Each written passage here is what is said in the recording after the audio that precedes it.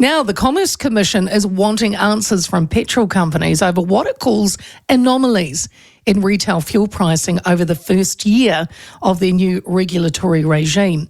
Following a market study into the fuel sector, the government established a regulatory regime aimed at promoting competition in the industry in an attempt to benefit consumers. Now, the Commission's chair said that the latest quarterly fuel monitoring report, period that ended March 31st, highlighted pricing differences between cities and towns and within centres themselves. Some of the pricing levels and variations were concerning, with no clear underlying factors. The other thing they picked up, the data showed that retailers were quick to increase fuel prices when costs went up, but slower to bring them down when global oil prices fell or the exchange rate changed. So, what's going on? Have a quick chat. Now, the Transport Principal Policy Advisor at AA is Terry Collins, and he's with us now. G'day, Terry. Yeah, good afternoon. How are you, Leah? Hey, look, I appreciate your time this afternoon. I realise you were catching flights and all sorts, so I do really appreciate you being here. Let's take a look at what the Commerce Commission has just said. You heard that. First, let's talk about the anomaly within the different pricing between cities, towns, and within centres themselves. What does that show? Well, often I think what it shows is that the market it's around competition. What we tend to notice is the larger the city or the more dense the service stations are, no, that's how near the area, the sharper the pricing can be. Fuel industry it's a cost-plus business. Now, they're driven by the price of oil, refining and shipping, and then we put taxes and levies on here, and then they put a margin on. So we're at the mercy of those kind of overseas oil prices and refinery and shipping, and we've got all those fixed costs of our ACC levies and our fuel excise duty and our GST, etc. So that just leaves the margins for which the companies can operate within.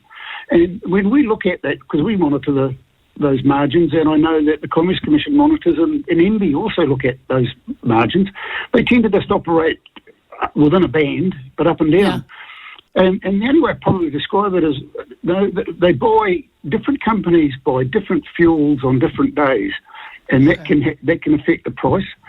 Also, they respond to what's happening in an area. They often would be prepared to take a lower price for the fuel if they can maintain a volume. They make more profit by selling more fuel at a slightly lesser margin, thereby selling less fuel at a higher margin. So they're constantly looking around the market. Now, the effect that you talked about is called a rocket and feathers. So when the prices were going up, they would rocket up. And when the prices were coming down and we hoped to get some savings, they would float down like a little feather in the breeze, taking its time to get there. Now, that's the industry one. Of course, this happens globally. It's quite a common thing that happens within the oil industries. What I find really surprising about this is they did a market study back in 2019 and said this effect wasn't in the market. Yet, one of the things that causes this effect is the lack of information for consumers to find out where the cheap fuel is.